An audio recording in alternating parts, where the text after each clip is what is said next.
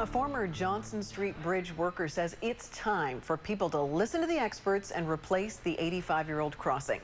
The Victoria man worked on the bridge more than 50 years ago, and he says even back then, when the bridge was just a quarter century old, it needed upgrades. A News reporter Maggie Cox joins us live with more. Maggie? Mary Beth, in addition to the former bridge worker I spoke to today, a city engineer also says it might be time to bid adieu to Big Blue.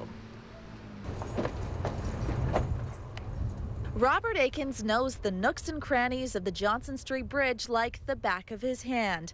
In the early 1950s, he spent a long summer diligently burning all the paint off Big Blue.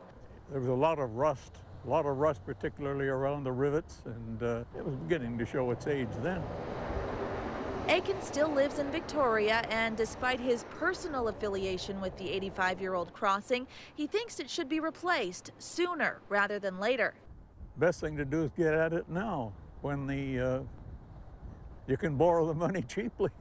And that was the plan until Monday, when City Council decided to head back to the drawing board after more than 9,000 people signed a counter petition against the city borrowing $42 million to fund the new bridge. It's a bit of a disappointment, but that's the kind of world we live in. Now, City Council will be holding a referendum and engaging the public as to whether they want a brand new crossing or a refurbishment. And with minor construction causing commuter chaos in the Johnson Street Bridge corridor over the past few days, it's hard not to imagine how either option would affect traffic. We could expect 3 times as much congestion. City engineer Mike Lai says if the rebuild option is chosen, the new bridge would be built just north of the existing structure, and the city would keep the current Johnson Street Bridge in operation during construction. If the refurbishment option is chosen, since the bridge is covered in lead paint and none of it can get in the water below, Lai says the bridge would most likely have to be taken off site for 10 months. And that means that the 30,000 cars, pedestrians, and cyclists who use the Johnson Street Bridge now on a daily basis will have to use the 2-lane Bay Street Bridge instead.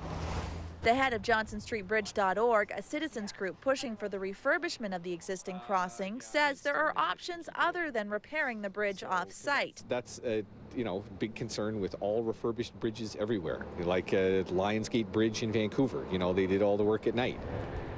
Still, Robert Akins says the bridge's time has come. I think the best that can be done has been done, but it's still getting old. It's older than I am.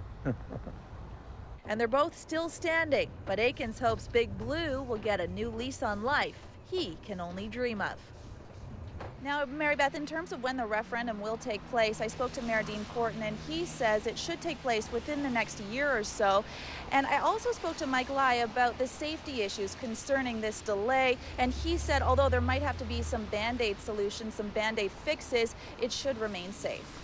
Maggie Cox reporting live. Thank you. Thank you.